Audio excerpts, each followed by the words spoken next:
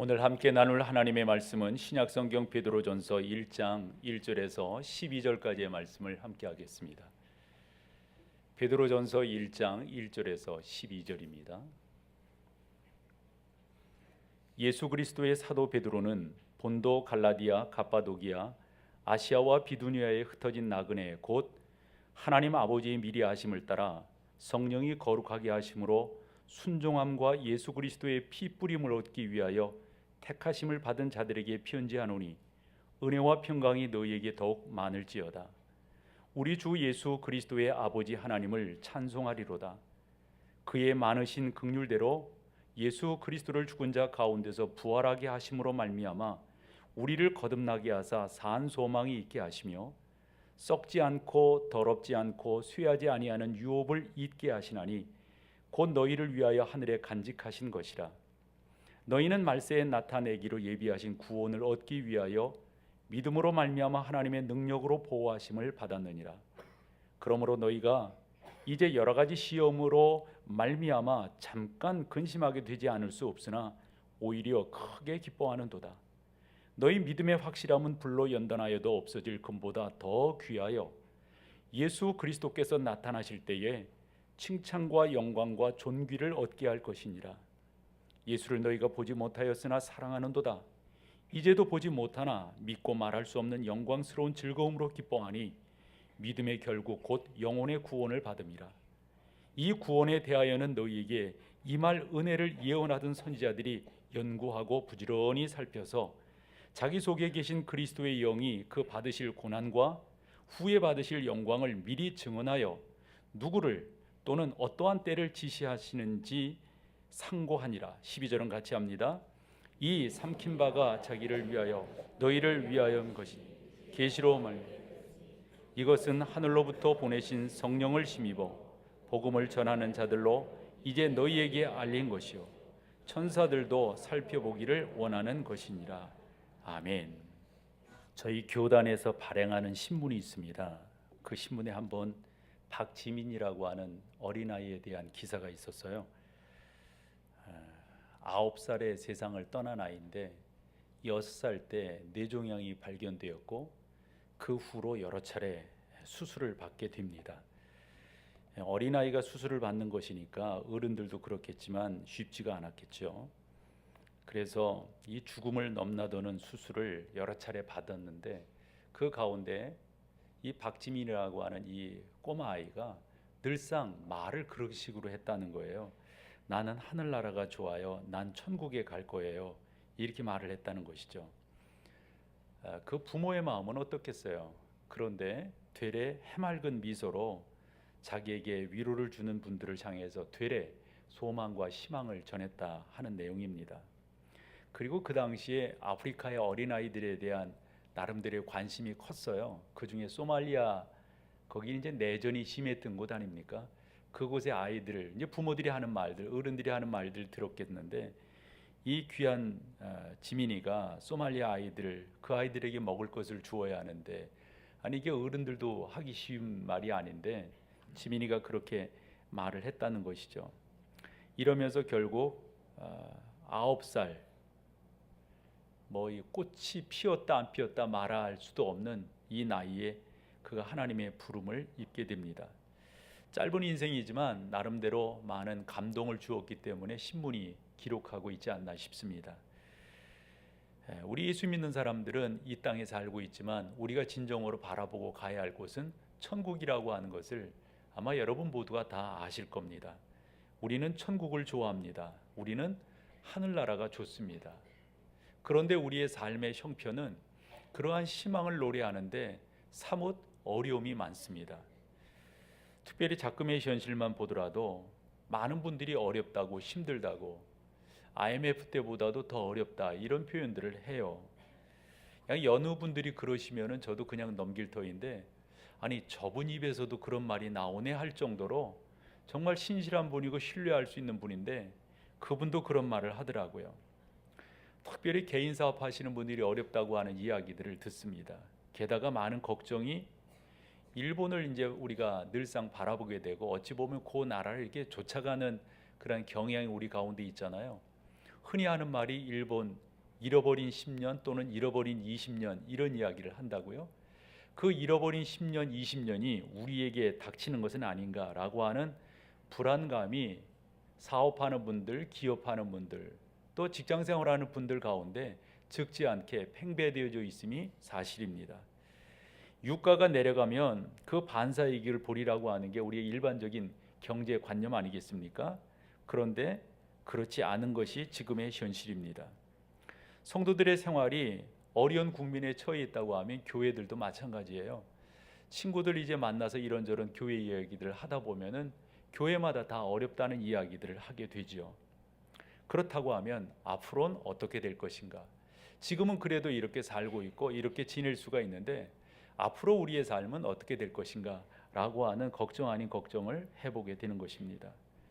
많은 주변의 환경과 여건들이 우리를 좌절과 실망 가운데로 몰아가고 있음이 사실입니다. 우리만 그런 게 아닌 것 같아요. 이 좌절감이라고 하는 것은 전 세계적인 어찌 보면 경향이 아닌가. 어느 표현을 봤더니 영적 유행이다 이런 표현을 썼더라고요. 누구나 그렇죠. 좌절할 수 있고 절망할 수 있죠. 근데 관건은 그게 짧으냐 기냐 하는 거예요. 우리가 오늘 좌절해요. 오늘 낭망해요. 오늘 실망해요. 그러나 희망을 노래할 수 있다면 참을 만한 것 아니겠어요? 한데 내일이 보이지 않는다면 이건 너무도 안타까운 현실이란 말씀이죠. 오늘 본문의 배경이 되는 그 당시 교인들이 어찌 보면 우리보다 훨씬 더 안 좋은 상황 속에서 절망과 좌절을 이야기할 수밖에 없었는데 그 사람들을 향해서 그 성도들을 향해서 하나님의 사람 베드로가 이 메시지를 전한 거예요. 오늘 1절에서 6절 12절까지 보았지만 여러분 그 말씀 가운데서 흔히 고분고분한 그냥 다독거리는 이런 표현 느끼세요? 어찌 보면 여러분 큰 말이죠. 대장군이 연병장에다 병사들을 쫙 모아놓고 명령하는 것과 같지 않아요? 지금 힘들어하는 거거든요. 집도 없어요. 직장은 뭐 말할 것도 없고요. 지금은 어디에서 도움을 받을 수도 없어요. 그저 예수 믿는다고 하는 것, 예수 안에서 구원받았다고 하는 것이 너무도 고맙고 감사해서 주님 부인할 수 없어서 지금 떠난 거예요, 길을요. 그래서 본도, 갈라디아, 갑바도기아, 아시아와 비두니아에 흩어져서 살고 있다고요. 이 사람들을 나그네라고 했는데 나그네를 우리가 또 다른 표현으로 한다면 디아스포라예요. 거기가 그 사람이 고향이 아닌 거예요. 여러분 이와 같은 교훈들을 성경이 우리 가운데 정말 진지하게 던지고 있는 거란 말이죠. 그래서 저는 오늘 힘들어하고 있는 성도들 다 알지요. 여러분 뭐 사람이 다 말해야 알겠어요. 이렇게 보면 또 그냥 어떤 때는 눈빛만 봐도 그분의 입장을 이해할 수 있는 게 일반적인데 저 또한 여러분들을 위로하고 싶은데 그냥 아유 괜찮아요. 아유 힘드시죠. 기도할게요. 이래 가지고는 되지 않잖아요. 그래서 성경을 펼쳐서 베드로가 성령의 감화 감동을 받아 성경의 말씀으로 그들을 위로하였듯 저 또한 성경을 통해서 여러분들을 위로하고 지금 고난, 환난의 시대 가운데서 우리가 좀 더 잘 우리의 영적인 것들을 준비해서 하나님을 찬양할 수 있고 그분을 송축할 수 있다면 이보다 더 귀한 것이 어디 있을까라는 마음의 자세로 여러분과 말씀을 나누려고 그럽니다.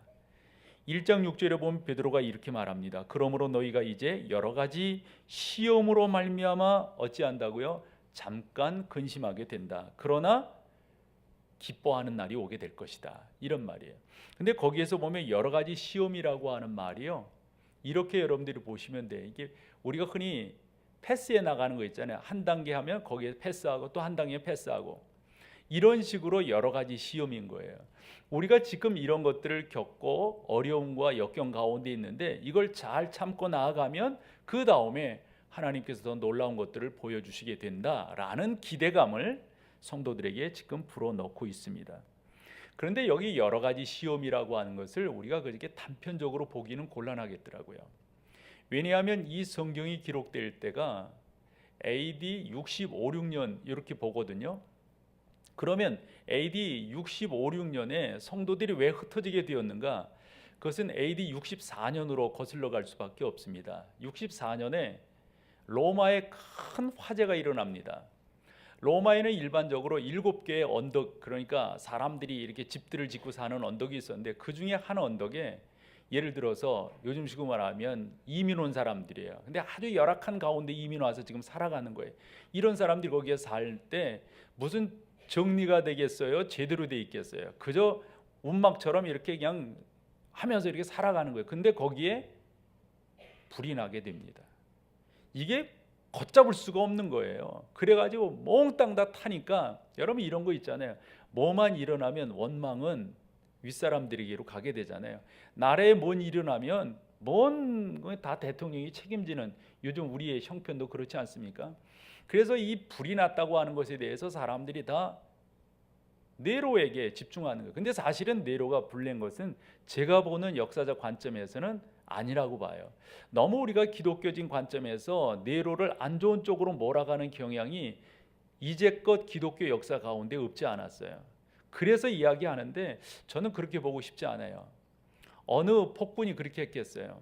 어쨌건 영화 같은 데 보면 네로가 약간 좀 사이코적인 그런 모습을 적지 않게 보이지만 그것은 좀 기독교적으로 약간 곡해하지 않았나 싶어요. 조금 더 우리가 역사를 객관적 관점에서 보는 게 중요하다 봅니다.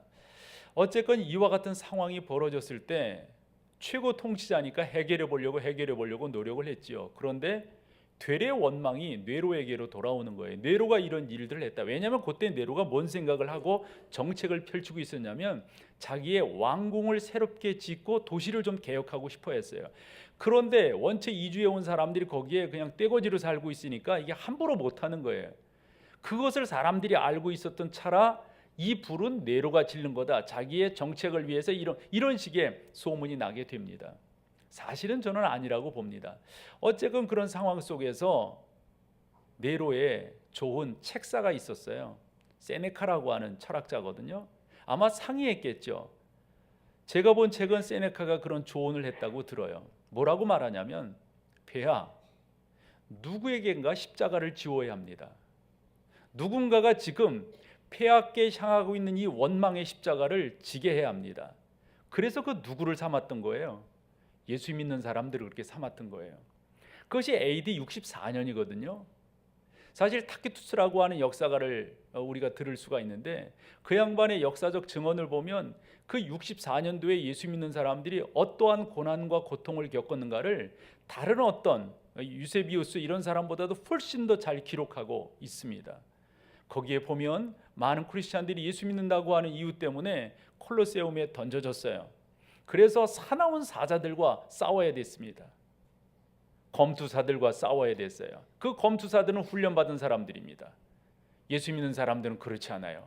여러 명이 덤비는 거예요. 어떻게 해치는가, 어떻게 살아남는가, 관중석에서 그걸 보고 즐기는 거죠. 저는 가장 마음이 아팠던 게 타키투스가 그런 글을 써요. 당시 잔인하게 예수 믿는 사람들을 처형하고 힘들게 하는데 동물의 가죽이 있잖아요. 그 가죽을 햇볕에다 말리거나 뭐 이런 식으로 해서 재생산해서 쓰는 건데 이건 예수 믿는 사람들을 핍박하고 고문하기 위해서 어떻게 하냐면 동물의 가죽을 벗긴 다음에 그 가죽을 응달에다가 약간 썩히는 거예요, 비슷하게. 그리고 그것을 큰 자루로 만들어요. 푸대로 만드는 거죠. 그 안에 누구를 넣을까요? 예수 믿는 사람들을 넣는 거예요. 그래서 예수 믿는 사람들이 어떻게 천천히 죽어가는가를 보고 싶은 거예요. 사자라든가 맹수에게 하면은 단번에 죽잖아요. 근데 이럴 때 사나운 개들에게 맡기는 거예요. 그래서 사람들이 발버둥 치고 저항하고 그러잖아요. 역사가 타키투스가 이런 말까지 해요. 한 사람은 개가 이 배를 물어서 창자가 끌려 나오는데 그 창자가 다 빠져나오기까지 이 사람은 생존해 있었다. 어떠한 모습이었을까요? 그 예수 믿는 사람은 자기의 창자가 다 개에 물려 빠져나가면서 어떠한 나름대로의 신념과 나름대로의 종교성을 갖고 있었을까요? 아마도 그렇게 기록한 것을 보면 그 아픈 현실 앞에서 예수 그리스도를 부인하지 않았던 것 같아요. 그러니까 그렇게 기록을 했죠. 당시 로마는 뭐 여러 면에서 유흥을 즐기는데 유흥이 극으로 달하다 보면 잔인한 것으로 나간단 말이죠. 그 잔인한 것이 피를 보고 사람을 죽이곤 하는 거예요. 당시 예수 믿는 사람들을 화형을 처하는데 그냥 화형을 처하는 게 아니라 재미를 보는 화형을 처하는 거예요. 그래서 너 진짜 예수 믿어? 믿는다고 하면 그들을 올리브유에 담가요. 그래서 올리브유가 그 사람 몸에 쭉 배일 수 있도록 몇 날 며칠을 그렇게 하는 거예요. 그리고 밤에 로마의 길거리에다가 십자가형을 해서 매달아요.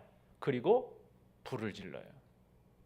타키투스가 그런 말을 해요. 당시 로마의 관리들이 자기 집 발코니에서 그렇게 타 죽어가며 로마의 밤거리를 밝히는 횃불을 보며 시시낙낙했다. 예수 믿는 사람들이 그래서 거기에 살 수 없어서 본도, 갈라디아, 갑바도기아, 아시아와 비두니아에 이들이 나그네로 흩어져 있었던 거죠. 이런 사람들을 향해서 하나님의 사람 베드로가 격려하고 싶지 않았겠어요? 격려해야 됐겠죠. 그러면서 이 성경을 쓴 거예요. 그러니까 여러분들이 이 베드로 전후서를 읽어나가면서 이것이 AD 65년, 66년 요 당시에 기록된 건데 이러한 배경 속에서 이러한 성도들을 향해서 기록을 했다라는 것을 여러분들이 일찍이 아시고 성경을 봐나간다면 크게 이 고난의 시대에서 위로가 적지 않을 거라고 생각하는데, 다 보셔도 좋지만 저는 설교자니까 여러분들에게 세 가지를 오늘 본문이 강조하고 있는 것 가운데서 좀 끄집어내서 여러분들과 소망의 메시지로 삼고 싶은데, 그 첫 번째가 뭐냐면 이 사실을 베드로가 지속적으로 강조하는 거예요. 이제 뒤에도 그런 부분들이 나오는데, 그 첫 번째가 당신들은 하나님의 자녀입니다. 이 사실이에요. 하나님의 자녀입니다. 여러분, 누구의 자녀가 된다고 하는 게 중요하지 않습니까? 하나님의 자녀가 된다고 하는 게 얼마나 중요합니까? 여러분 2절을 같이 한번 읽어보실래요? 2절 같이요. 시작. 곧 하나님 아버지의 미리 하심을 따라 성령이 거룩하게 하심으로 순종함과 예수 그리스도의 피 뿌림을 얻기 위하여 어떻게 해요? 택하심을 받은 자들에게 편지하는, 그것까지만 해봐요. 택하심을 받은 자들에게, 바로 여러분들도 속합니다. 여러분 그저 이 세상에 정처 없이 살아가는 사람들이 아니라 하나님의 택하심을 받은 자라고 하는 사실을 여러분들이 놓치지 말아요. 그래서 하나님의 자녀가 된 거예요. 그런데 여기 택하심을 받았다고 하는 것을 요즘식으로 좀 설명을 해볼게요. 이제 우리나라 같은 경우를 보면 미국 같은 경우는 스토브 리그라는 게 있어요. 우리나라도 그런 표현들을 하더군요. 그리고 이제 대학을 졸업해서 프로리그에 이제 프로 구단에 이렇게 들어가려고 할 때 곧 들어가는 과정을 드래프트 이렇게 말해요. 드래프트라고 말해요. 드래프트라고 하는 말은 그냥 영어식 그 직설적 표현은 그냥 끄적이는 거예요. 한 종이에다가 끄적끄적 하는 거예요. 그런데 그것이 우리 가운데는 분명해졌죠. 그래서 드래프트 할 때를 보면 이제 그 팀들마다 자기가 뽑고 싶은 사람들을 정하고 나옵니다. 이번에 우리가 1번을 뽑으면 2번을 뽑으면 누구를 지명하자 이렇게 나와요. 어떤 팀이 나와가지고 예를 들어 야구라고 치자고요. 대학에서 졸업한 아주 유망주 몇 명이 이렇게 쭉 있어요. 그러면 1순위들이 있을 거 아니에요. 그 1순위 중에서도 요 팀에서 원하는 내야수면 내야수, 외야수면 외야수, 내야수 중에서도 유격수면 유격수, 이루수면 이루수 이런 걸 뽑을 거 아니에요. 어떤 친구는 투수 중에서 우리에게는 사우스포가 맞으니까 얘를 뽑자, 좀 언더드로우 쪽으로 뽑자, 이런 식으로 할 거 아니에요. 그래서 나름대로 드래프트의 순위를 정하고 딱 갑니다. 그래서 가서 뽑아요. 1번이 뽑혔어요. 그러면 아무나 뽑겠어요, 여러분? 자기 팀에 딱 맞는 사람을 뽑는 거예요. 이게 드래프트예요. 택하심이라고 하는 말이 그런 말이에요. 이 세상에 얼마나 많은 사람이 있습니까? 예를 들어 65억이나 되는 사람이 있는데 그 중에 여러분들이 하나님에게 드래프트 된 거예요. 여타 많은 사람 가운데 여러분들이 뽑힌 거예요. 1순위로 뽑혔어요. 그러니 여러분, 혹여 우리의 삶이 힘들고 좀 어렵다 할지라도 그 가운데서 이리저리 그저 읊조리는 삶으로 시간을 보내면서 그냥 내 인생이 이러면서 사시겠어요? 여러분들은 보통 분들이 아닌 거예요. 그러면 하나님께서 어떠한 자격 기준을 가지고 나를 뽑으셨단 말인가? 이것 또한 우리가 생각을 해봐야죠. 여러분, 참 이거 생각해야 되지 않아요? 내가 뭐 잘나서 이 자리에 있을까요? 내가 잘나가지고 이 자리에 있고 이건 되먹지 못했지 않나요? 예를 들어 목사인 제가 이 자리에 잘났다고 그래가지고 서 있었다면, 또 서 있는다면 여러분들에게 뭔 은혜가 될까요? 그건 말도 안 되는 거죠. 저는 그래서 늘 이런 생각을 갖습니다. 하나님께서 은혜를 베푸셨고 하나님께서 나를 이 자리에 세우신 것은 놀라운 하나님의 은혜이다. 이 고백에 조금도 주저함이 없습니다. 사랑하는 여러분, 여러분들은 어떤 자격이 있길래 하나님의 드래프트 1순위가 됐나요? 여러분들의 자격은 뭔가요? 여러분들이 공력이, 또 여러분들이 나름대로 하나님이 정해 놓으신 어떤 자격 기준에 합격하셨나요? 여러분들이 그 하나님 그분을 특별히 나름대로 공력을 갖고 뭔가를 행하셨나요? 그렇지 않을 거예요. 이 사실에 대해서 오늘 3절이 뭐라고 말하냐면 우리 주 예수 그리스도의 아버지 하나님을 찬송하리로다. 그 많으신 긍휼대로의 긍휼이라고 하는 말. 바울이 에베소 교회에 보낸 에베소서 2장 4절도 똑같거든요. 긍휼에 풍성하신 하나님이 우리를 사랑하사 우리를 드래프트했다 이 말이죠. 중요한 건 긍휼이에요. 긍휼이라고 하는 말은 값없는 은혜, 이렇게 말씀하셔도 됩니다.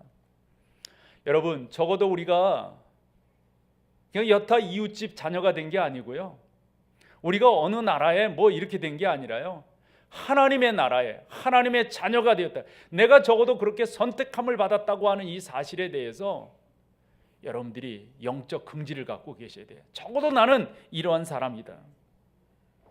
한 번 더 기억하십시오. 여러분들이 하나님의 자녀가 된 데 있어서 여러분들의 공로가 아니에요. 여러분들이 무슨 공적을 세워서가 아닙니다. 이건 철저한 하나님의 은혜입니다. 그분의 긍휼입니다. 이 긍휼이라고 하는 단어가 참 의미가 있어요. 그래서 아까 에베소서 2장 4절을 읽었지만 계속되는 7절까지를 보면 긍휼이 풍성하신 하나님이 우리를 사랑하신 그 큰 사랑을 인하여 허물로 죽은 우리를 그리스도와 함께 살리셨고 너희는 은혜로 구원을 받은 것이라. 또 함께 일으키사 그리스도 예수 안에서 함께 하늘에 앉히시니 이는 그리스도 예수 안에서 우리에게 자비하심으로써 그 은혜의 지극히 풍성함을 오는 여러 세대에 나타내려 하신다. 그러니까 봤더니 목적이 있어서 우리를 부르셨다고 하는 사실을 알게 됩니다. 소망합니다, 여러분. 이것이 여러분들에게 큰 위로가 되기를 사모합니다. 여러분들은 하나님의 자녀이십니다. 하나님의 자녀는 무슨 유익이 있을까요? 이 질문을 제가 보기에는 성경에서 계속해서 던져요. 하나님께서 너희를 선택하셨다. 하나님이 너희를 붙으셨다. 여러분 성경을 봐봐요. 다 그 질문 아닌가요? 그럼 어쩌려고요? 내가 그래서 뭐가 좋은 건데요? 아브라함이 그 질문을 던졌다고 봅니다. 그때 하나님이 말씀하셨어요. 내가 나의 선택함이 되었다고 하는 것은 내가 너의 주인이고 내가 너의 주인이 되었다고 하는 것은 내가 너를 지키는 하나님이 된다. 출애굽하던 이스라엘 백성들이 질문을 했습니다. 모세가 하나님께서 여러분들을 선택하셔서 여러분들을 가나안 땅으로 인도하려고 하신다. 그런데 나와 봤더니 웬걸 젖과 꿀이 흐르기커녕 고생을 하는 거예요. 그래서 나온 사람들이 하는 말이 우리 여기 살기 싫어요. 돌아갈래요. 우리가 거기 있을 때 종노릇하며 살긴 살았지만 이 고생은 아니었어요. 맛있는 거 먹을 수 있었어요. 잠자리도 그랬어요. 근데 이건 뭐예요? 우리가 하나님의 자녀가 된다고 하는 게 뭐예요? 모세에게 따지듯이 질문을 하는 거예요. 그 질문에 모세 또한 하나님께 여쭈어요. 하나님, 이 백성들이 이리 질문을 하는데 제가 뭐라고 답을 해야 돼요? 그러면서 그 백성들의 발걸음이 시내산 앞까지 온 거거든요. 그때 하나님께서 모세를 조용히 부르셨다고 전 봐요. 너 그렇게 나한테 질문했지? 내 자녀가 된다고 하는 게, 내 백성이 된다고 하는 게, 나는 너희의 하나님이 되고 너희는 나의 백성이 된다고 하는 게 왜 유익이 없니? 그 유익 중에 하나가 너희는 나의 선택함을 받은 것이 유익이야. 그러면 선택함을 받았다고 하는 게 뭐예요, 여러분? 수많은 것 중에 하나님이 1순위로 선택. 그럼 1순위로 선택되었다면 어떤 은혜가 있는 거예요? 무슨 유익이 있는 거예요?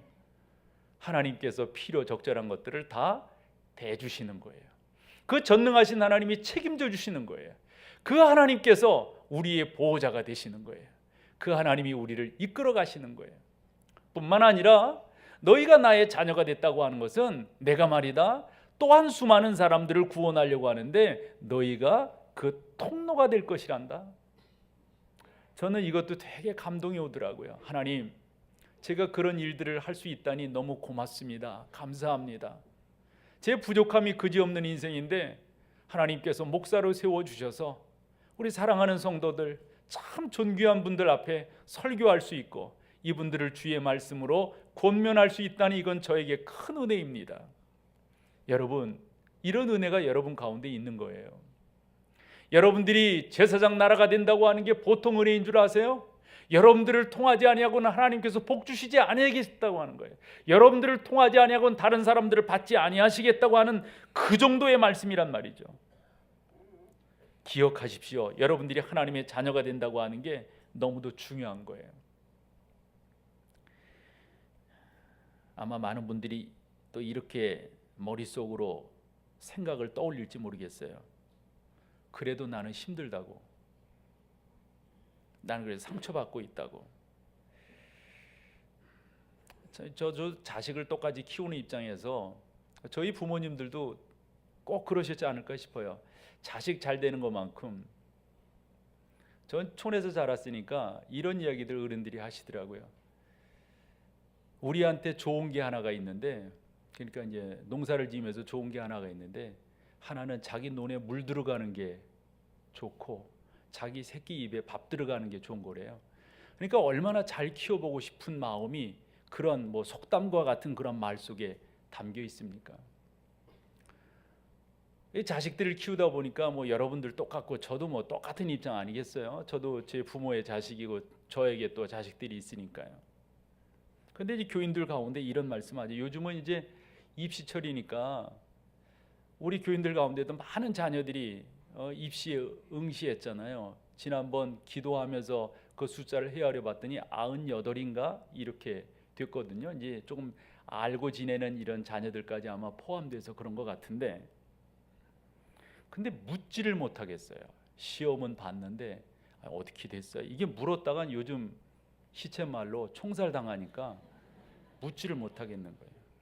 그래서 이렇게 들려오는 소식만을 귀동냥으로 듣고 이제 교육자들의 보고를 통해서 듣는데 어떻게 됐고 뭐 참 속상한 것 중에 하나가 그걸 것 같아요.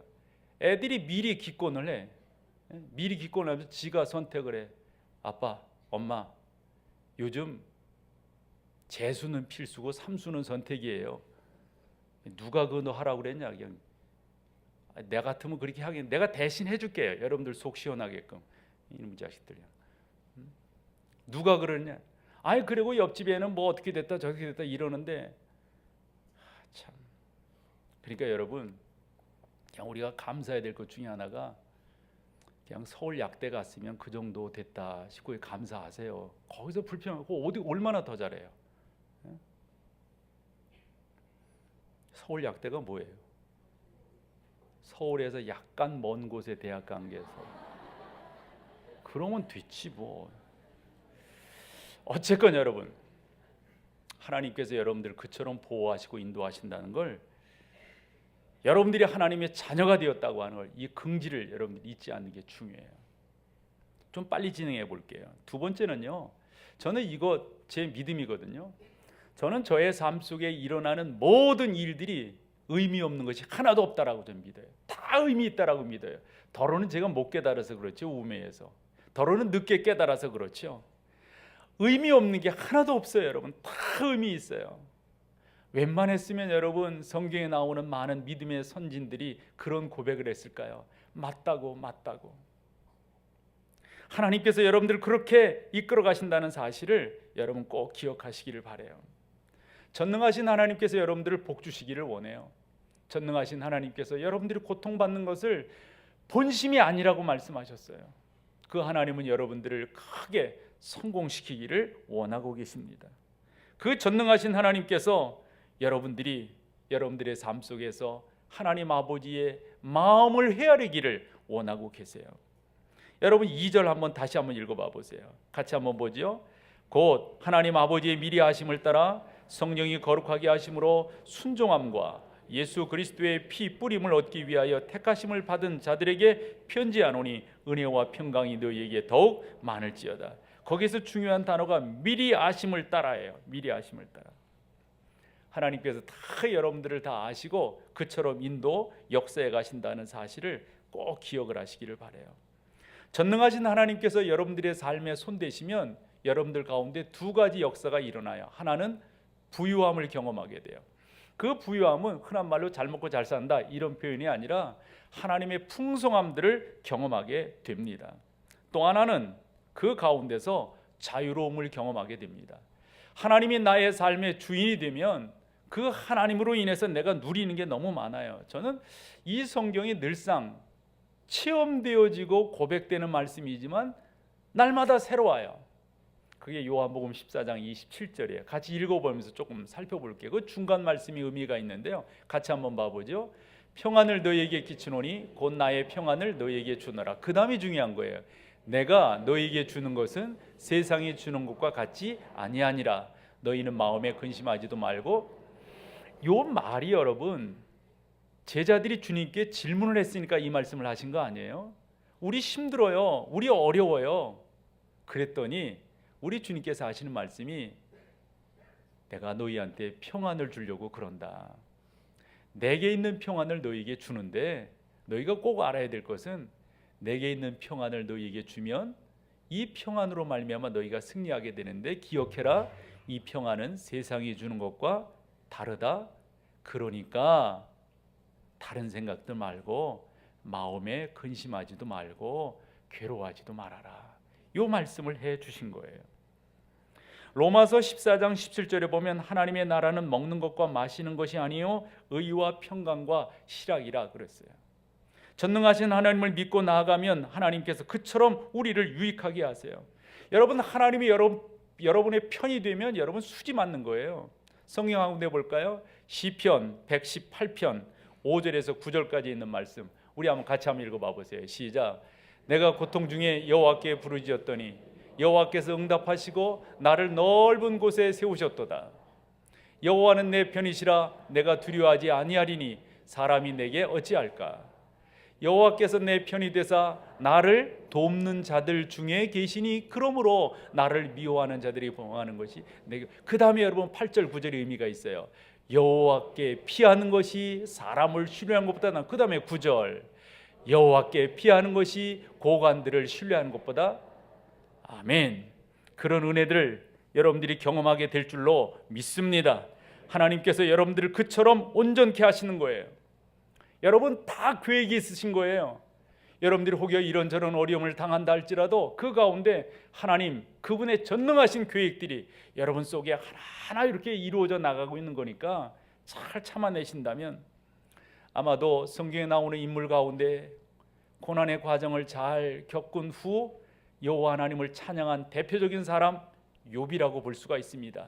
그 욥이 그가 기록한 성경 23장 10절에서 이렇게 고백을 하고 있어요. 같이 한번 읽어봐 보세요. 시작.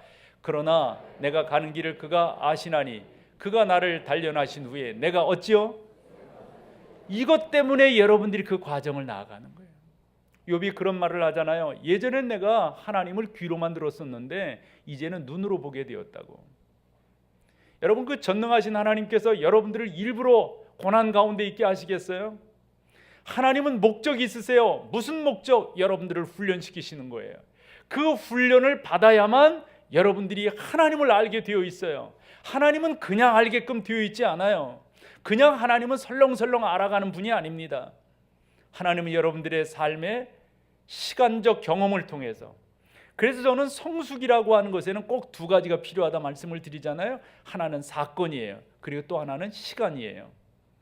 이 두 가지가 여러분 가운데 잘 맞아 들어갈 때 여러분들이 성숙하고 하나님을 온전히 찬양하게 되는 거죠. 시편 66편 10절을 보면 하나님이여 주께서 우리를 시험하시되 우리를 단련하시기를 은을 단련함 같이 하셨으며 그랬어요. 우리가 잘 아는 말씀 잠언 17장 3절 말씀 이건 같이 한번 읽어봐 보세요. 시작. 도가니는 은을 풀무는 금을 연단하거니와 여호와는 마음이라고 하는 건 여러분들이에요. 여러분들을 하나님께서 연단하신다 하는 거죠. 전능하신 하나님께서 여러분들을 그렇게 훈련시켜 나가죠. 왜 훈련시키실까요? 써먹으려고 그러는 거예요. 써먹으려고. 하나님께서 나를 써주시면 수지 맞는 거예요. 하나님께서 나를 못 본 척 하시면 여러분 그 가장 불쌍한 인생이에요. 하나님이 나에게 늘 관심을 갖고 하나님이 나에게 늘 신방 오시고 하나님이 나를 늘상 관여해 주시고 이렇게 하는 것 저렇게 하는 것 늘상 우리 하나님께서 이리저리 말씀을 해주신다면 그건 수지 맞는 인생이란 말이죠. 저는 여러분 가운데 그런 은혜가 있기를 소망하는데, 사랑하는 여러분, 하나님께서 여러분들을 향한 계획을 갖고 계시다고 하는 것은 하나님께서 여러분들을 보호하신다는 거예요. 여러분, 이 세상에 뭐가 보호해 주는 게 힘이 있겠어요? 1장 5절 한번 봐봐요. 오늘 본문인데요. 1장 5절 같이 읽습니다. 너희는 말세에 나타내기로 예비하신 구원을 얻기 위하여 믿음으로 말미암아 하나님의 능력으로 어찌요? 하나님의 능력으로 보호하심을 받았다. 하나님의 능력으로.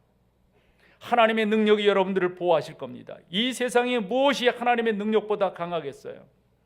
하나님께서 여러분들을 한번 구원하셨으면 끝까지 이끌어 가실 거예요. 세상은 내가 잘하면 오케이 하다, 내가 잘못하면 싫어해서 버리는 것이 세상의 이치라고 한다면 전능하신 하나님은 그렇게 하지 아니하십니다. 하나님께서는 내 이름을 연필로 생명책에 기록하신 것이 아닙니다. 그래서 내가 범죄하면 지워버리는 것이 아닙니다. 내가 잘하면 그 이름이 계속 지속되고 내가 뭔가 잘못하면 하나님 사랑함이 식어지면 내가 지워지는 그러한 하나님의 구원과 이름이 아닙니다. 하나님은 끝까지 여러분들을 지키실 겁니다. 그래서 사도 바울은 에베소서 2장 8, 9절에 놀라운 말씀을 하고 있습니다. 뭐라고 그러냐면 너희는 그 은혜에 의하여 믿음으로 말미암아 구원을 받았으니 이것은 너희에게서 난 것이 아니요 하나님의 선물이라. 그 다음에 뭐라고 그러는지 아세요? 9절에 행위에서 난 것이 아니니 이는 누구든지 자랑하지 못할. 행위에서 난 것이 아니에요. 우리가 지금 이제 에레미야 애가를 이제 새벽 시간에 큐티로 오늘까지 이제 마쳤어요. 그 에레미야 애가 전에 요한계시록을 봤잖아요. 요한계시록을 쭉 보면서 참 하나님께서 우리 가운데 큰 은혜를 주시는 것. 저는 그래서 요한계시록 여러분들이 보시면서 무엇보다도 중요한 게 그 요한복음 16장 그 있는 말씀, 그 33절에 있는 말씀이 여러분 가운데 지속적으로 저는 남아 있어야 된다고 봐요. 너희가 세상에서 환난을 당하나 담대하라. 내가 세상을 이기었노라. 이것을 저는 요한계시록의 요절이다라고 저 나름대로는 감히 생각을 합니다. 어쨌건 그 요한계시록 쭉 읽어가다 보면 이제 4장에 가서 그것을 만나게 돼요. 이제 천국에 24장로가 올라가는 거예요. 24장로라고 하는 것은 구약의 대표 12지파 그리고 신약의 대표 12사도, 그래서 24장로예요. 그래 갔는데 아니나 다를까 너 이거 잘했다, 너 이거 잘했다, 이거 잘했다 그러면서 면류관을 씌워주세요. 이게 4장 4절이거든요. 같이 한번 읽어보실래요? 시작. 또 보좌에 둘러 24보좌들이 있고 그 보좌들 위에 24장로들이 흰 옷을 입고 머리에 뭐를 쓰고요? 금관을 쓰고 앉은 거예요. 그러니까 영광스럽고 영화로운 거예요. 근데 그 후에 하나님께서 성령을 통해서 성령 하나님께서 쭉 천국이 어떠한 곳인가 하는 것들을 설명해 주는 거예요. 그런데 그 설명이 지속되면서 이 앉아있던 금관을 쓰고 앉아있던 24장로 한 사람 한 사람이 자기도 모르게 이 금관을 이렇게 벗어버려요. 이렇게 벗어요. 쓰고 있기가 민망한 거예요. 쓰고 있기가. 왜냐하면 내가 잘해서 금관을 쓰고 있는 줄 알았는데 내가 금관 쓰고 있을 만한 자격이 하나도 없는 거예요. 내가 지금 이 자리에 있는 게 전적인 하나님의 은혜인 거예요. 그래서 4장 4절을 아까 읽었잖아요.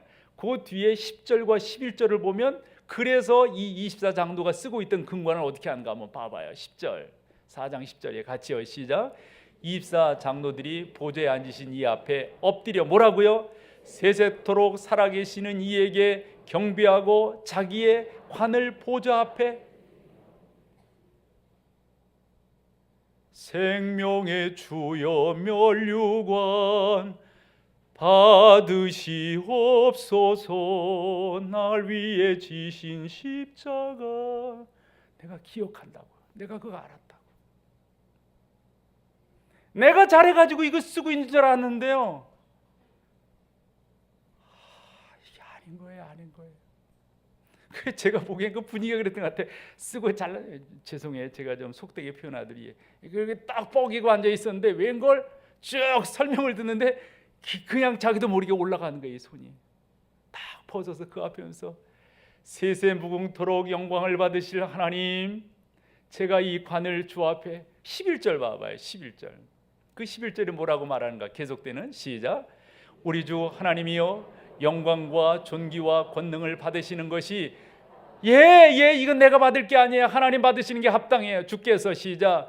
주께서 만물을 지으신지라 만물이 주의 뜻대로 있었고 또 지으심을 받았나이다. 그냥 꼼짝 못하고 주 앞에 드리는 거예요. 여러분, 이 감격 아시겠어요?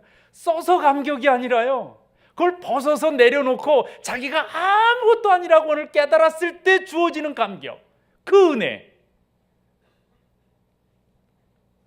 이게 기독교의 역설이에요. 기독교에는 이와 같은 진리가 너무 많아요. 이 세상은 내가 강해야 된다고 말을 해요. 내가 능력이 있어야 된다는 거죠. 야, 너 예수 믿는 사람들, 야, 내가 보니까 너 너무 남자답지 못하지 않냐? 뭐 그렇게 구차스럽게 뭐 그곳에 가가지고, 야, 네 힘을 키워서 네가 해결해야지. 하나는 알고 열은 모르는 거예요. 이 세상에 누가 말이에요, 자기 스스로 그렇게 해왔다고 자신 있게 말할 수 있는 사람이 누구예요? 대개 그래도 예수는 안 믿지만 된 사람들을 보면 솔직한 고백이 뭡니까? 나도 모르겠다 이거예요.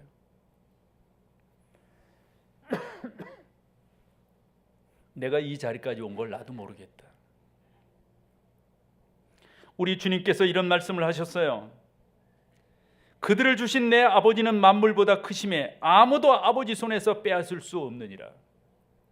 하나님이 여러분들의 편이 되시고 여러분들을 인도하시고 이끌어 가신, 절대 누가 여러분들을, 바울이 뭐라고 말하는지 아세요? 같이 한번 읽어봐요.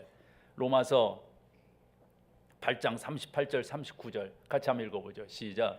내가 확신하노니 사망이나 생명이나 천사들이나 권세자들이나 현재일이나 장래일이나 능력이나 높음이나 깊음이나 다른 어떤 피조물이라도 우리를 우리 주 그리스도 예수 안에 있는 하나님의 사랑에서 어찌요? 절대적으로. 그러니 여러분 자신 있지 않아요? 이 사실을 믿음의 사람들이 알았기 때문에 지금 말이에요, 집 떠났거든요. 직업 없거든요. 어디 가서 자야 될지 먹을 것도 지금 막막하거든요. 말 그대로 나그네로 사는 거예요. 이런 성도들을 향해서 베드로가 외치고 있어요. 여러분들이 지금 형편과 처지가 그렇지만 여러분들은 하나님의 자녀입니다. 지금 고생하고 있지만 하나님께서 지금 여러분들을 빚어가고 계시는 겁니다. 여러분 기억하세요. 여러분들은 하나님께서 지키십니다. 하나님이 여러분들의 미래를 책임져 주실 겁니다. 여러분들이 지금 그렇게 믿고 있는 그 믿음은 죽은 것이 아니라 산 소망입니다. 8절에 뭐라고 말합니까? 여러분들이 지금 눈으로 예수를 보지 못하지만 사랑하시잖아요. 여러분들이 그렇게 지속적으로 믿고 나아가면 말할 수 없는 영광 가운데 그분을 만나보게 될 것입니다. 그랬더니 아마 성경은 기록하지 않았지만 이 성경을 받아 읽었던 그 당시 성도들이 아마 아멘 아멘 하고 막 통곡했을 것 같아요. 왜냐하면 그 은혜가 밀려오니까, 그걸 아니까 까마 감동되는 거죠. 너희는 말세에 나타나기로 예비하신 구원을 얻기 위하여 믿음으로 말미암아 하나님의 능력으로 보호하심을 받는다. 이러면 되는 거 아닌가요, 여러분? 하나님의 능력이 나를 보호하시고 그 하나님의 능력이 나의 모든 배경이 되어준다면, 나의 기초석이 되어진다면 그건 되는 거 아닌가요? 우리는 이 세상을 살아가면서 잃을 수 있는 확률이 너무 많아요. 너무 많아요. 우리의 건강이 언제까지 가겠어요? 죄송하지만 전 자신했던 사람이에요. 언제까지 가겠어요? 제 나름대로 잘 조절해 왔어요. 언제까지 가겠어요, 이게요? 언제까지 갈까요? 여러분들이 애써서 준비한 여러분들의 집이 언제까지 갈까요? 여러분들의 통장 잔고가 언제까지 갈까요? 그거 영원할까요? 모든 것들은 다 업다운이 심해요. 잃어버릴 수 있어요. 놓칠 수 있어요. 그러나 여러분들이 하나님의 자녀라고 하는 건 그 누구도 뺏지 못해요. 하나님께서 여러분들을 드래프트 1순위로 뽑으셔가지고 여러분들을 훈련시켜서 훌륭한 당신의 증인으로 삼으신다고 하는 이 하나님의 계획을 누가 꺾겠어요? 없어요, 없어요. 그리고 여러분들을 하나님께서 미래 가운데 보호하시겠다고 하는 이 사실에 대해서 하나님의 능력이 나를 보호하시나니 여러분 이러면 된 거 아닌가요? 바울이 디모데에게 그의 삶이 얼마 남지 않은 가운데서 하는 말이 이거였어요. 디모데야, 너나 나나 뭔 믿음이 있냐? 뭐가 진실하냐? 뭐가 우리 가운데 믿을 만한 게 있느냐? 그러나 우리가 믿는 주님은 항상 진실하시지 않느냐? 왜냐? 그 하나님은 당신을 부인할, 왜냐면 하나님께서 약속하신 것에 대해서 그분이 우리처럼 아니라고 말하겠어요? 이랬다 저랬다 말하겠어요? 절대 그럴 분이 아니란 말이죠. 저는 얼마 전에 예전부터 이렇게 알고 있었던 성경이지만 요 성경을 이렇게 딱 보는데 딱 와닿더라고요. 그게 히브리서 6장 19절이었어요. 우리가 이 소망을 가지고 있는 것은 영혼의 닷 같아서 든든하고 견고하여 휘장 안에 들어가나니 그랬어요. 영혼의 닷이라고 하는 표현이 있잖아요. 영혼의 닷. 저도 촌에서 자랐고 바닷가니까 닷이라고 하는 게 뭔 역할을 하는지 알아요. 그 닷이 옳게 드리워지면 배가 딱 정박할 수 있고, 여러분 하나님 그분을 신뢰하는, 하나님 그분이 나의 모든 것에 여탈권을 쥐고 계시는 분이라고 하는 이 분명한 소망에 대한 것들을 여러분들이 갖고 계신다면 이게 여러분 영혼의 닷이에요. 그러면 되지 않았어요? 그러나 여러분들은 그럼에도 불구하고 힘드실 거예요. 그러나 여러분들이 그 가운데서 이겨낼 수가 있으세요. 오늘 본문 12절 결론으로 우리 같이 볼까요? 본문 12절 같이요. 시작. 너희를 위한 것이니 계시로 알게 되었으니 이것은 하늘로부터 보내신 성령을 힘입어 복음을 전하는 자들로 이제 너희에게 알린 것이요. 그러면서 뭐라고 말해요? 천사들도 살펴보기를 여러분들이 어떠한 존재인가에 대해서 그 하늘의 천사들도 그렇게 알고 싶어 했다는 거예요. 적어도 여러분들의 영적 현 주소가 그 정도인 거예요.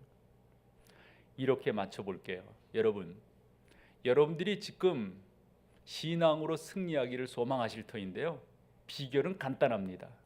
신앙으로의 승리는 아는 데 있지 않고 믿는 데 있어요. 신앙으로 승리는 내가 뭘 조금 들었다가 아니라 주 예수 그리스도의 하신 말씀을 신뢰하는데 여러분들이 그 가운데 나가셔야 돼요. 그러면 승리할 수밖에 없어요. 그러한 여러분 다 되시기를 축원합니다.